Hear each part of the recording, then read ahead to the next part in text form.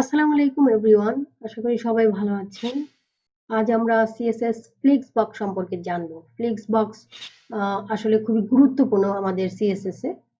তো চলুন আমরা শুরু করি। অ্যাট ফার্স্টে একটা ডিপ ট্যাগ নিচ্ছি, যার ক্লাস দিচ্ছি আমরা কন্টেইনার ডট কন্টেইনার। তো কন্টেইনারের মধ্যে আমি আরো 4টা ডিভ নিব। গিভ, এটা দিলাম 1, ডুপ্লিকেট করতেছি 2 3 4, এটা 4 দিলাম, এটা 3 দিলাম, 2, এটা 1। তো এখন এটাকে আমি রান করে নিচ্ছি, লাইভ প্রিভিউ দেখতেছি।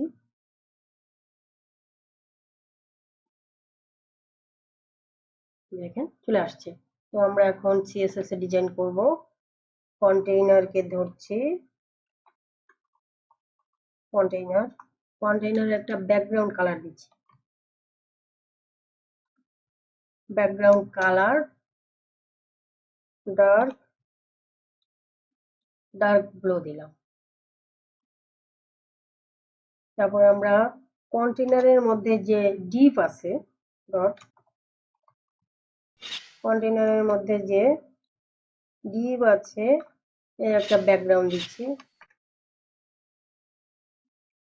এর ব্যাকগ্রাউন্ড দিচ্ছি আমি F1 F1 F1, এই কালারটা দিচ্ছি।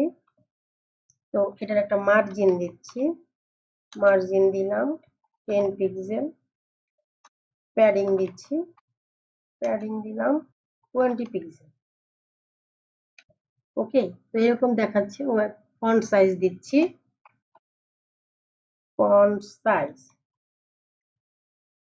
সাইজ দিচ্ছি 35 পিক্সেল, বড় করে দিলাম যাতে বোঝা যায়।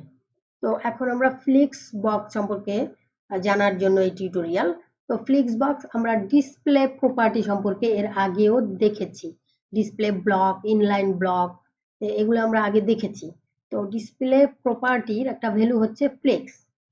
তো ডিসপ্লে, আমাদের ডিসপ্লেতে ফ্লেক্স দিলাম। দেখেন ফ্লেক্স দিলে সে অ্যাট ফার্স্ট যেটা যে আইটেমটা বা যে কন্টেন্টটা, এটা প্রথম থেকে সে তার ডাইন সাইড থেকে অটোমেটিক ডিফল্ট ভাবে এটা চলে যাবে। ওকে, তো ডিসপ্লে ফ্লেক্স দেওয়ার পরে আমাদের দেখেন এটা রো বরাবর হয়। অ্যাট ফার্স্ট যে কন্টেন্ট বা আইটেম, এটা অ্যাট ফার্স্টে আসে অ্যান্ড রো তার ডান সাইডে এটা চলে আসে, রো ডিফল্ট ভাবেই থাকে এটা।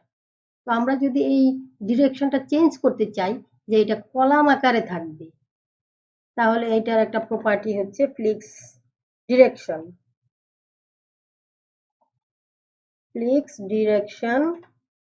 আমি এটা কলাম দিলাম,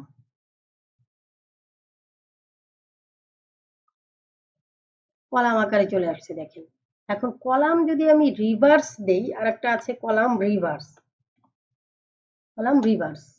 দেখেন এট ফার্স্টে 1 ছিল, সে 1 নিচে নিয়ে আসছে। তো তারপর যদি আমি এখানে আর একটা আছে যে রো আকারে তো আছে, কিন্তু আমি রো আকারে রিভার্স চাচ্ছি, তাহলে রো রিভার্স। দেখেন রো আকারে রিভার্স, সে ডান সাইডে চলে গেছে, ডান সাইডে 1 2 3 4 এইভাবে। তো এখন আপনার যেটা প্রয়োজন আপনি ওটা ওইভাবে ইউজ করতে পারেন। তো আমাদের আরেকটা প্রপার্টি হচ্ছে জাস্টিফাই কন্টেন্ট। এখানে যদি সেন্টার দেই তাহলে সবগুলা সেন্টারে চলে আসবে। দেখেন সেন্টারে চলে আসছে। আর যদি আমি ধরেন ফ্লেক্স স্টার্ট, আরেকটা আছে ফ্লেক্স, এটা ইন্ট তো এখন চলেই গেছে ডিরেকশনের কারণে, তো ইন্ট দিলে সেম এরকমই আসবে। ডিরেকশন দেওয়া আছে ইনভার্স, তাই ইন্ট, তার মানে এইটা ইন্ট, এটা ফার্স্ট স্টার্ট, এটা ইন্ড, তাই ইন্ডে চলে আসছে। আর যদি এখানে ডিরেকশন এটা না দেয়া থাকে, তাহলে দেখেন এই ইন্ডেই চলে গেছে। এখন যদি এখানে আমি স্টার্ট দেই, স্টার্ট, এইটা স্টার্টে চলে আসছে। অ্যান্ড জাস্টিফাই কন্টেইনের আরেকটা হচ্ছে যে সমান ভাগে এগুলা ভাগ করে নিবে।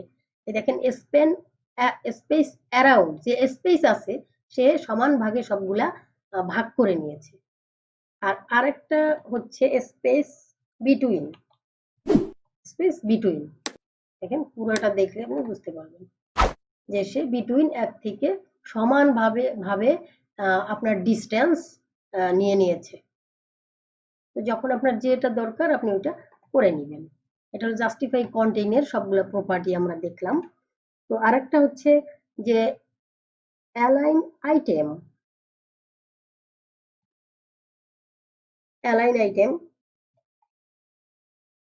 এই অ্যালাইন আইটেমস মানে এই আইটেমসটার অ্যালাইন কি হবে? এটা বেজ লাইন তো আপনার স্কেটস অ্যালাইন আইটেমস যদি আমি সেন্টার দেই তাহলে সেন্টারে চলে আসবে। এখন কিন্তু বোঝা যাচ্ছে না, তো এই জন্য আমি এখানে উইথ দিচ্ছি। উইথ আমি দিলাম 300 পিক্সেল। ওকে, সরি হাইট দিতে হবে। এখানে আমি হাইট দিচ্ছি, হাইট আমি 200 পিক্সেল দিলাম। দেখেন এটা এই আইটেম সেন্টার একদম সেন্টারে চলে আসছে। যদি আমি ধরেন আইটেমসের ফ্লেক্স স্টার্ট দেই তাহলে স্টার্ট থেকে চলে আসবে। ফ্লেক্স স্টার্ট, ফ্লেক্স এটা স্টার্ট, ফ্লেক্স মানে উপর থেকে এটা স্টার্ট, আর এটা যদি ইন দেই তাহলে নিচ থেকে আসবে। ইন্ট নিচ থেকে চলে আসছে। তো এইভাবে আপনি এগুলা ইউজ করতে পারেন যখন আপনার যেখানে দরকার। তো এখন আমরা আরো কিছু ডিভ নেই, এখানে আরো 4টা ডিভ নেই, 6 7 8। এটা হলো 5 6 7 8, 8টা ডিভ নিলাম। এবং আরেকটা প্রপার্টি হচ্ছে আপনার ফ্লিক্স ওয়ারঅ্যাপ মানে র্যাপার করার জন্য। যখন আপনি যেমন আমাদের এই যে ছোট স্ক্রিন, তো আগে এটাকে আমি একটু রিলোড দিই। দেখেন এই ছোট স্ক্রিনে এগুলা একসাথে চলে আসছে, কিন্তু আমি চাচ্ছি একসাথে না, এর মানে যতটুকু উইথ।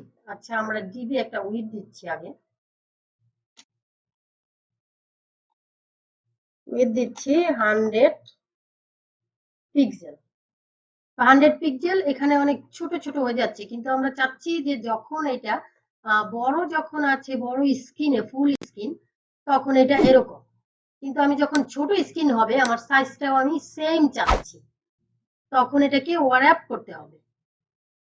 এখানে আবার ছোট করতেছি। তো এর জন্য প্রপার্টি হচ্ছে ফ্লেক্স ওয়ারঅ্যাপ। এখানে দিচ্ছি ফ্লেক্স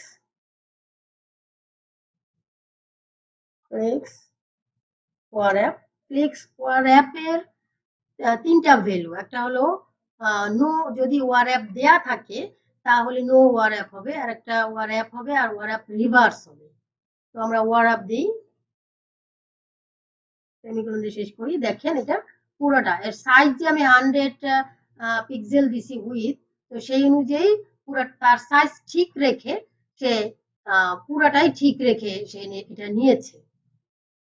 আর দেখেন ফুল স্ক্রিন করলেও এটা ফুল স্ক্রিনে সেম থাকবে।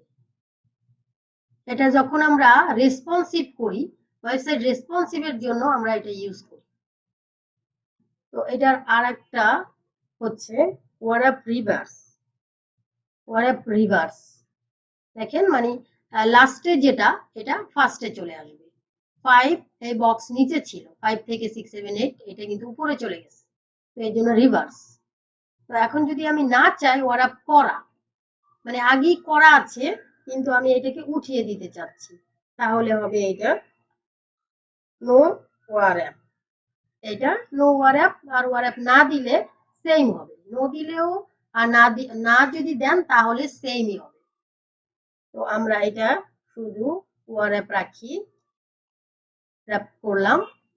তো এখন এটা আরেকটা প্রপার্টি হচ্ছে আমাদের অ্যালাইন কন্টেন্ট। তো এই কন্টেন্ট গুলাকে আমরা অ্যালাইন করতে চাই, অ্যালাইনমেন্ট ঠিক করতে চাই। এই অ্যালাইন কন্টেন্ট আপনার তখনই কাজ করবে যখন আপনি ওয়ারঅ্যাপ ইউজ করবেন, না হয় আপনার এটা কাজ করবে না। তো এটাকে আমরা দিলাম, আর এই হাইটটা একটু বাড়িয়ে দেই, এখানে 700 দিলাম। ওকে, ওয়ারঅ্যাপ হচ্ছে। তো এখন আমরা জাস্টিফাই কন্টেন্ট এটা উঠিয়ে দেই।